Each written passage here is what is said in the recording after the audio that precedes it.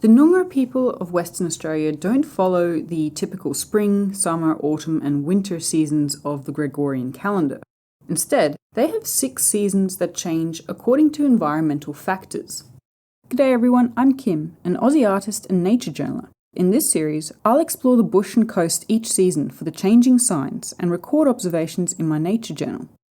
Join me in this episode to learn more about Birak, the season of the young, or the first summer. The Noongar seasons don't follow any particular dates. Rather, they vary in length depending on the environmental indicators that signal their start and finish. From December to January, summer begins to take hold here in the southwestern part of Western Australia. When the rain eases, it gets dry and hot, and traditionally it was also the time to conduct burns. In the afternoon, the cool sea breeze arrives from the southwest, countering the morning easterly. Once the weather changes, the rest of nature responds. This is when fledgling birds get ready to venture out, and reptiles shed their skin. It's also the time for tadpoles to start approaching adulthood and turning into frogs, as the rainfall drops and temperature increases. In plants, the flowers start turning to seeds and nuts, and the leaves change colour. The mudja, Christmas tree, starts to blossom from yellow buds to orange flowers. On this morning, I decided to go down to Warrungup Spring Reserve by the estuary to make some observations. So it's 9:30 in the morning and I can already feel the warmth of summer. It's a bit of a southeasterly breeze, so that's inland. As soon as I arrived, I could hear these calls, these cries of a baby bird.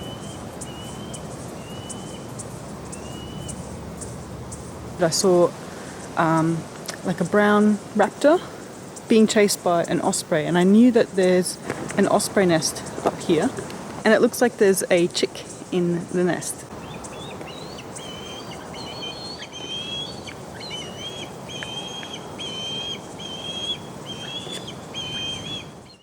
It looks like the other parent is up there, perhaps hunting.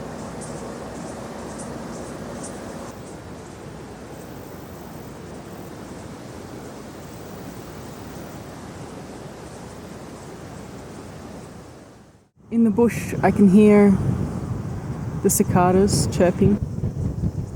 Lots of birds eating nectar, chasing insects. Although it feels like a cooler summer this year, perhaps due to La Niña's impact, there definitely has been a shift to warmer weather. So far, the weather's been quite comfortably warm and pleasant. The afternoon sea breeze is here most days. The salty, fresh smell of the ocean's in the air, and the sound of cicadas chirping in the bush.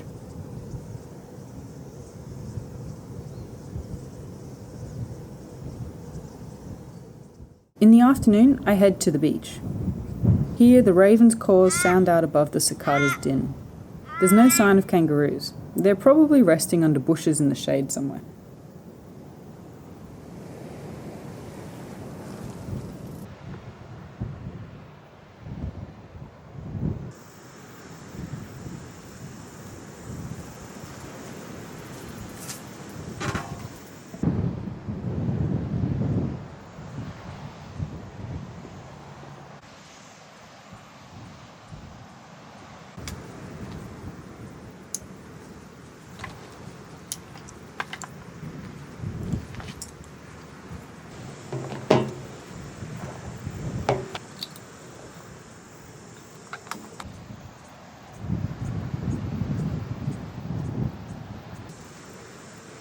So, as is typical during days like these, the sea breeze is in, southwesterly, quite strong enough that it can get quite far inland, and it's that reliable it's become known as the Fremantle Doctor.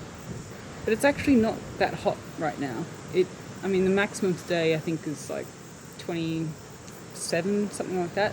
Once the sun drops, if the wind stays, it can cool quite down to less than 20 at night. But if it doesn't, if the breeze doesn't come in, that's when it gets really hot.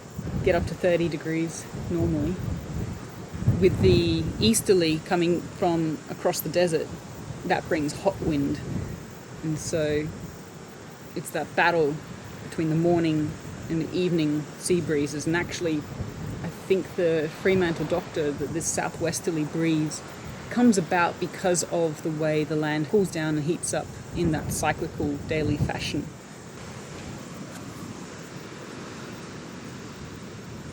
What signs from nature do you look out for to know that summer is beginning around you?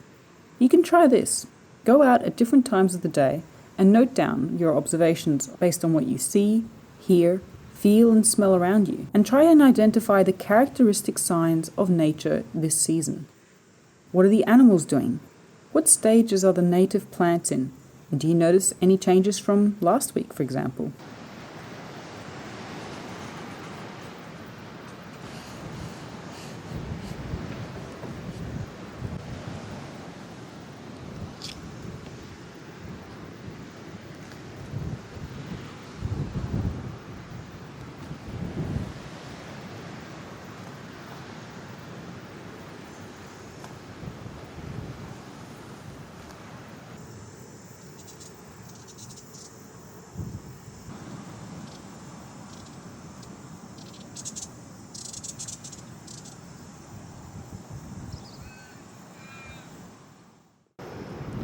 So what about you? Let me know in the comments below what you notice around you at this time of year. Stay tuned for the next season, which is Bunuroo, in the next episode. Bye everyone.